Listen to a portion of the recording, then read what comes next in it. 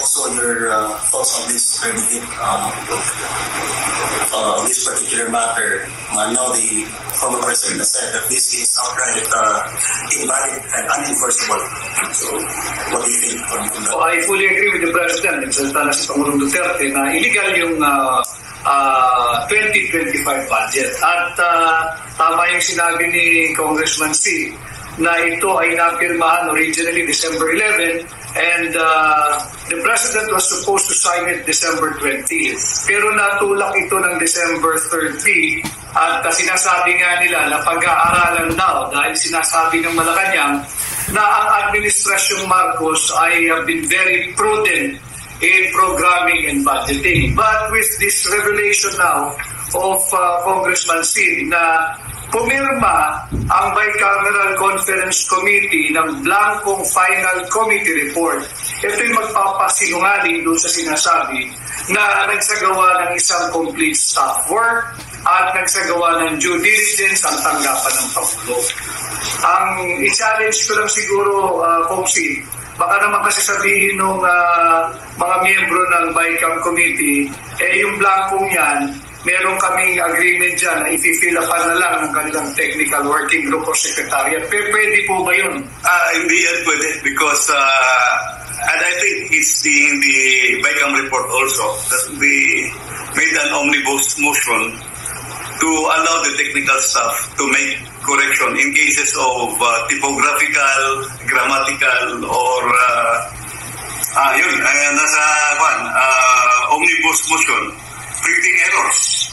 So they are allowed to make necessary adjustments. So those are material and substantial items, yung blank items, may figures na malalaki, hindi pwede yun. That can never be classified as typographical or grammatical or printing error. Alam mo, yung nakikinig, baka hindi nyo alam yan, yung typographical, grammar or anything that has nothing to do with what the intent of the law or Congress wants. No, you put anything there that is not the reflection of what Congress has passed or what is really the correct amount doon sa mga budget, i-jumble-jumble ninyo, that is falsification of law. Perjury yan or whatever, perjury, forgery, and it can only amount to one thing. Alam mo ano? Criminal action. You can all go to jail for that. At kung ano, ako ang binigyan ng trabaho to follow up these things and ganito ang lumabas, my God, you will all go to jail. Mabigat yan. Public document na yan. So if it's different from what was really intended by Congress or was not really the true and accurate copy as passed by Congress, that is falsified or forgery. In which case, mamili ka lang, forgery, falsification, or jail. Alin dyan sa tatlo, papasok sa iyo. Mr. President, bilang dati kong prosecutor, magaling abogado at dating can they argue that what they did, nung plinaan ko, can they put up as a defense na there is a proper delegation ng kanilang duty sa kanilang secretariat o kaya sa kanilang technical working group na binigay nila na kayo na lang ang maglagay ng figure at pinaprubahan na namin in principle ang mga items dyan. These are the things that cannot be delegated, especially the amounts. Hindi mo pwedeng biro-biro yan. It must be exact. Nandiyan po lang sa Congress paglabas niyan, if the amount is 1 million, it's 1 million. Hindi mo pwedeng sabihin na kayo na mag-correct yan 1,200,000 or make the corresponding inaccuracies or sabihin mo yung anong pinag-usapan na dito after the law was passed. You cannot correct it by yourselves. It has go to the main body or to the person who was the authority to define and characterize the law. Kung ibigay mo yan dyan sa inyo, at most inyo is typographical error or maybe mistakes in spelling. But you cannot change the germane topic of the... That's not allowed by law. That's a very dangerous thing. Tinkering with itong batas natin. Because it could change, it could be serious, and it could put the trouble in the system dito sa ating the separate of powers ng Supreme Court, Judiciary, and the President. Bawalo yan. Talagang hindi pwede yan. Maski na and or, bantayan ninyo yan. And or, iba yan. Hindi yan pwede na you will just look up to the sky and say, you just try to discern if it was really the intent of siguraduhin mo doon sa records.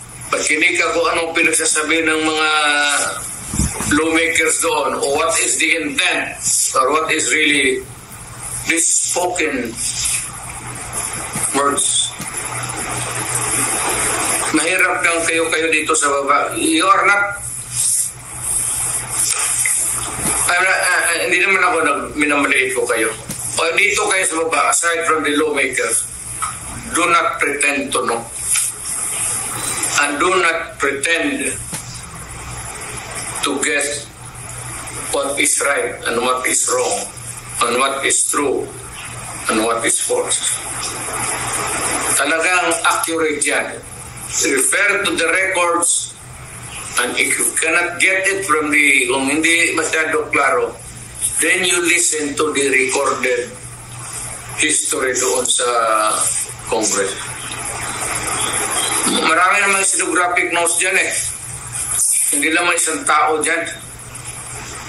May stenographic notes ang Senate, the individual senator, and yung report ng Congress itself. You cannot, do not say that you cannot go wrong. Hindi ka pwede sa'yo magkamali ka. There's so many records to refer to or get into what is really the accurate and true whatever it is that is to be placed there in the document, whether it is a law, resolution, or an official document. Thank you, sir. Attorney Del, is there anything you wish to add in the discussion? Yes, actually earlier, when Congressman Ungab showed me these documents, I was honestly in total shock. Tama yung sinabi ni Presidente that all the figures in the enrolled bill for the General Appropriations Act for the President to sign should be accurate. But in my experience, in fact, if I may add, Mr. President, meticulously accurate, because I was once a head of a line agency, yung LTFRB.